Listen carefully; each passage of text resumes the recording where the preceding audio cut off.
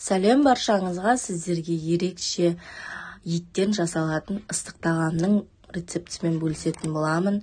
Менің каналыма тіркеліп, видеоның соңына дейін қараңыздар. Бізге 500-600 граммдай ет қажет болады сиырдың. Осылай турап, табамызға қыздырып, сұйық майымызды құямыз. Туралған етімізді салып, жақсылап қуырамыз.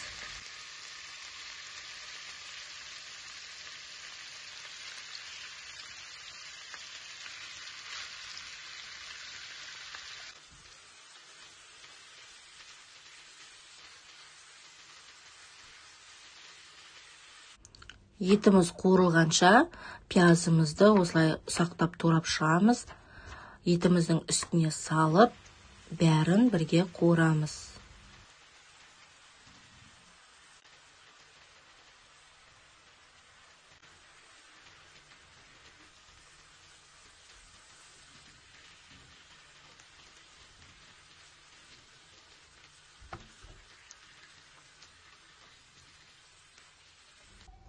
Одан кейін тәтті бұрышымызды осылай сопақша қылып турап шығамыз да, жаңағы табамыздың үстіне саламыз. Бәрін жақсылап қуырамыз.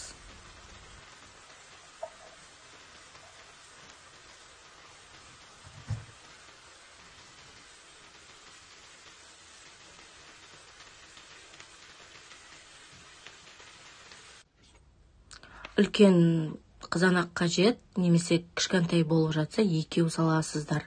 Осылай турап шығып, жаңағы табамыздың үстіне саламыз.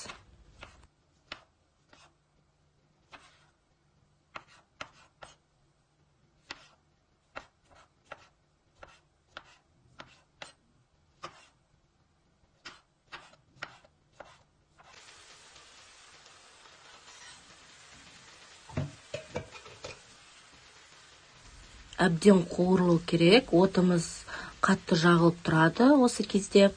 Одан кейін 30 граммдай сары майымызды саламыз үстіне. Араластырып, одан кейін тұз, паприка, куркума және қара бұрышымызды салып, бәрін бірге араластырамыз.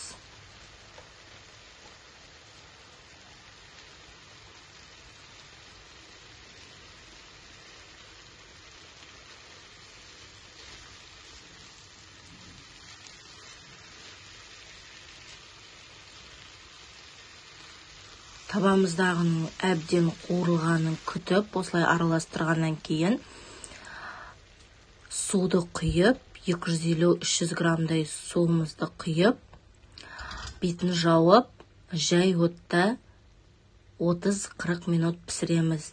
Сіздердің еттеріңізге байланысты, менде жас малдың еті болды, сондықтан менікі 30 минутта пісті.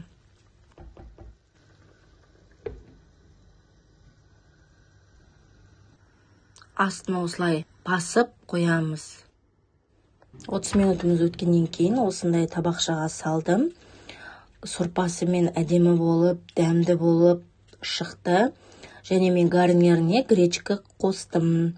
Сіздер жасап көріңіздер. Өте дәмді, еті жұп-жұмсақ болып шықты.